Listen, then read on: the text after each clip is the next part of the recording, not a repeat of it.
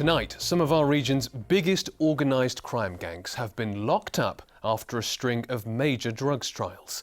Operation Buster caught a kingpin from Leicester importing cocaine worth tens of millions of pounds. Much of it was sold on the streets of Derbyshire and Nottinghamshire. One group, which had close links with the notorious gangster Colin Gunn, set up an amphetamine factory at a house in Nottingham. Our social affairs correspondent Jeremy Ball reports. CCTV from a Derby storage depot. This is a drug runner called Claire Smallman. She was using it as a stash house. A search here by detectives found drugs worth up to £1 million, drugs that linked Smallman to a network of organised crime groups.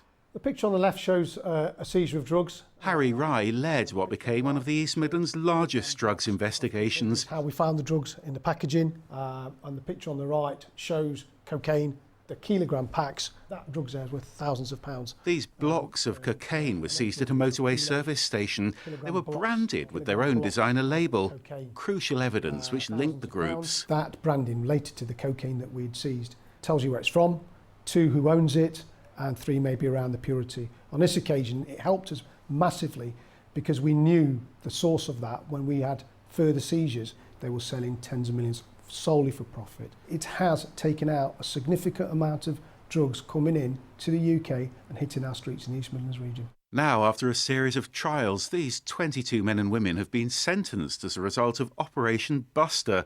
Most of them were members of organised crime groups here in the East Midlands.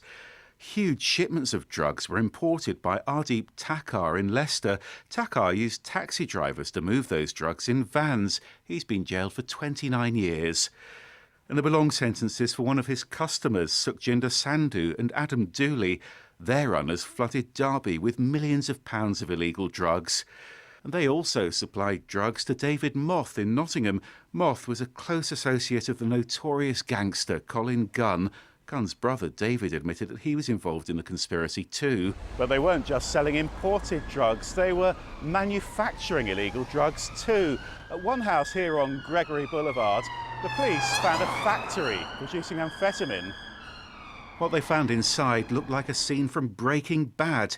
Mark Thone called himself the chemist. Detectives found cocaine stashed here too, drugs worth over £1 million.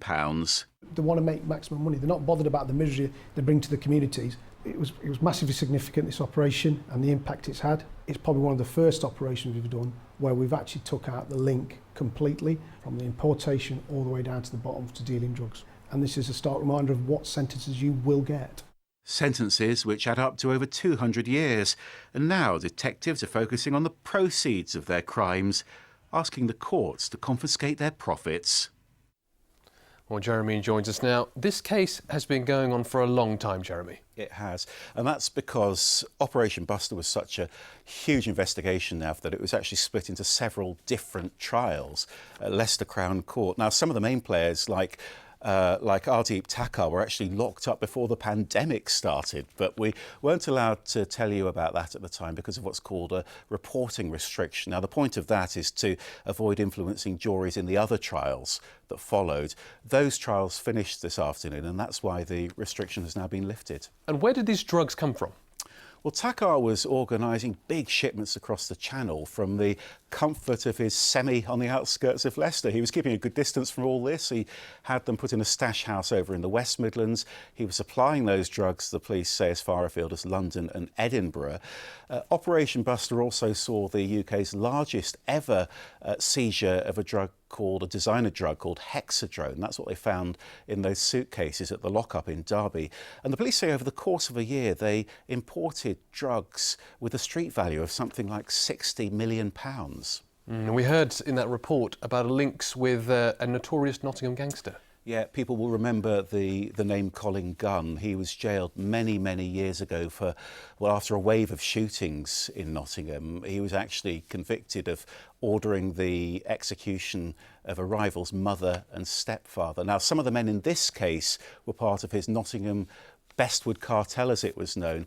David Moth, who was in charge of the Nottingham group in this case, and David Gunn, Colin's brother, had a more minor role. Now, interestingly, his defence in this case was that he was being judged by myths and nonsense around his brother's reputation. The judge didn't accept that, but because this case has been going on so long, David Gunn has now served his sentence. OK, thank you, Jeremy.